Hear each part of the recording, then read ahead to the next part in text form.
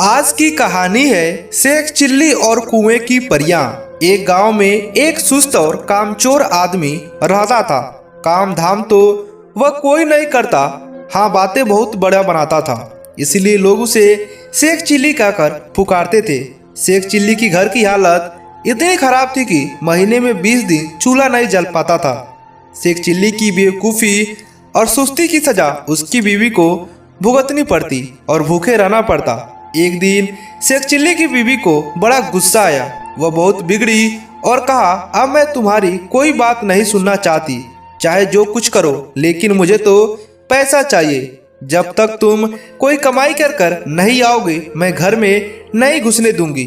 यह कहकर बीवी ने शेख चिल्ली को नौकरी के जाने के लिए मजबूर कर दिया। साथ में रास्ते के लिए 4 सूखी रोटियां बांध दी।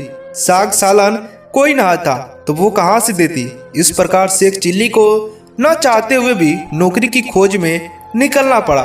शेख चिल्ली सबसे पहले अपने गांव के साहूकार के यहाँ गया। सोचा कि शायद साहूकार कोई छोटी मोटी नौकरी दे दे, लेकिन निराश होना पड़ा। साहूकार के करिंदों ने पहले उसे डांट डपट कर भगा दिया। अब शेख चिल्ली के सामने कोई रास्ता नहीं था। फिर भी एक गांव से दूसरे गांव तक दिन भर भटकते रहे। घर लौट नहीं सकते थे क्योंकि बीवी ने सख्त हिदायत दे रखी थी कि जब तक नौकरी न मिल जाए घर में पैर न रखना। दिन भर चलते चलते जब शेख चिल्ली थक कर चूर हो गया तो सोचा कि कुछ देर सुस्ता लिया जाए। भूख भी जोरों से लगी थी, इसलिए खाना खाने की बात भी मन में थी।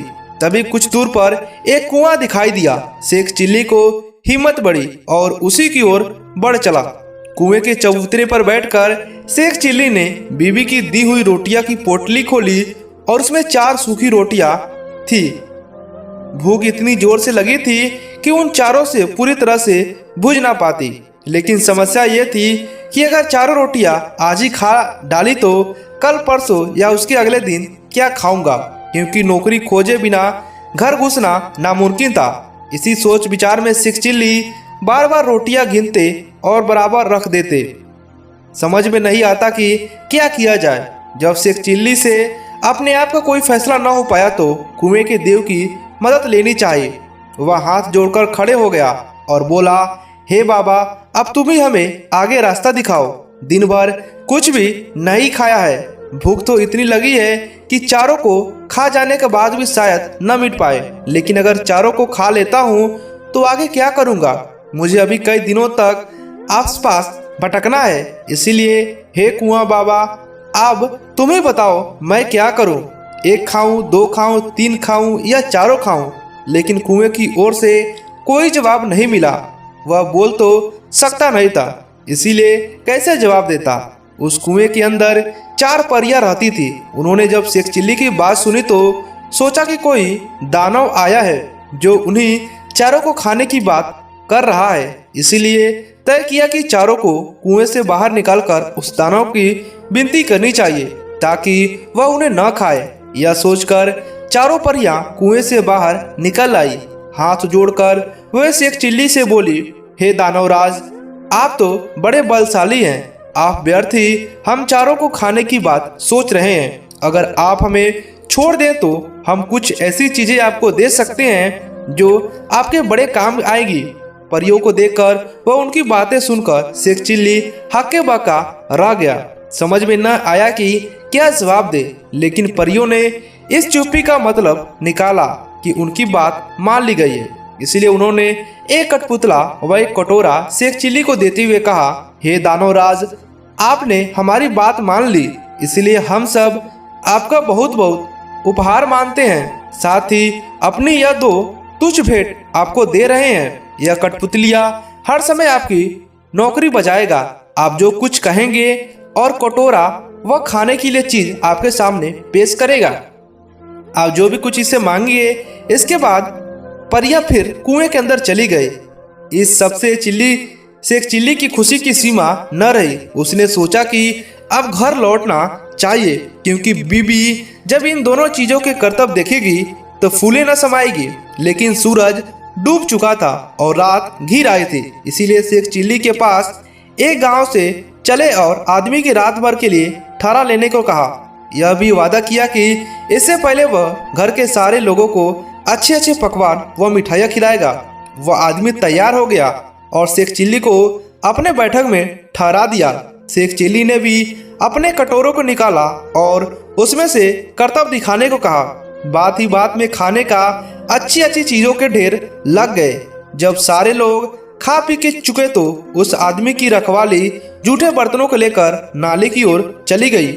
यह देखकर शेख चिल्ली ने उसे रोक दिया और कहा, ये मेरा कठपुतला बर्तन साफ कर देगा। शेख चिल्ली के कहने भर ही देर ही कठपुतली के सारे बर्तन पल भर में निपटा डाले। शेख चिल्ली के कठपुतले और कटोरे की यह अजीबोगरीब हरकत देखकर गांव के उस आदमी और उसकी बीवी के मन में लालच आ गया।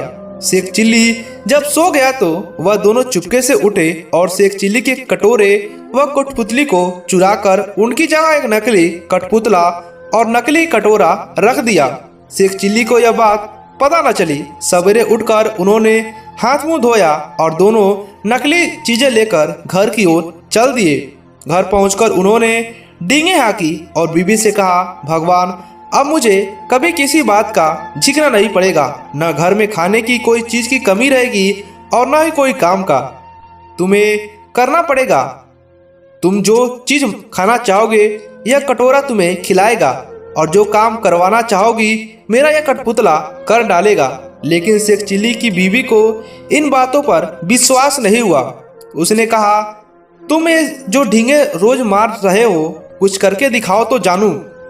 हाँ क्यों नहीं, शेख चिल्ली ने तपाक से जवाब दिया और कटोरा और कठपुतली से अपने अपने कर्तव्य दिखाने को कहा। लेकिन वह दोनों चीजें तो नकली थी, अतः शेख चिल्ली की बात झूठ निकली। नतीजा ये हुआ कि उनकी बीवी पहले से ज्यादा नाराज हो उठी। तुम मुझे इस तरह धोखा देने के लिए कोशिश करते हो। जब से तुम घर से गए हो घर में चूल्हा नहीं जला है। कहीं जाकर मन लगाकर काम करो तो कुछ तनख्वाह मिले और दोनों जून खाना नसीब हो। इस जादुई चीजों से कुछ नहीं होने वाला। बेवक शेख चिल्ली सिसकिया हुए फिर चल दिए और फिर उसी कुएं के चबूतरे पर जाकर बैठ गए। समझ में नहीं आ रहा था कि अब क्या किया जाए। जब सोचते सोचते वह हार गए और कुछ भी समझ में नहीं आया तो उसकी आंखें छलछला आई और रोने लगे। यह देखकर कुएं की चारों परियां फिर बाहर आई और शेख चिल्ली से उसके रोने का कारण पूछा।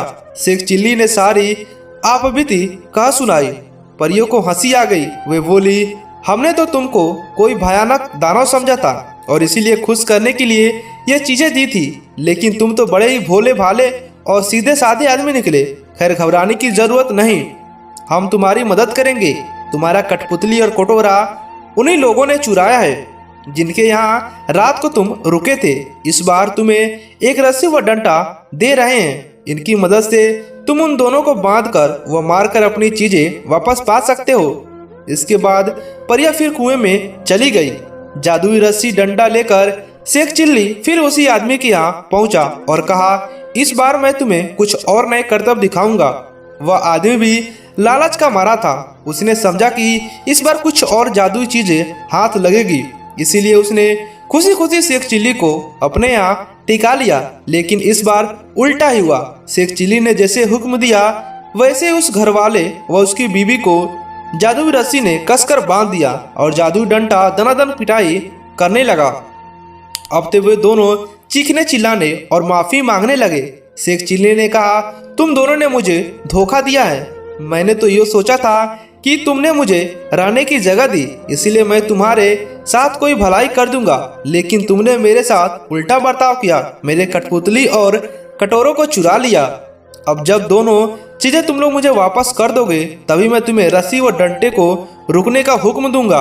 उन दोनों ने झटपट दोनों चुराई हुई चीजें शेख चिल्ली को वापस कर दी।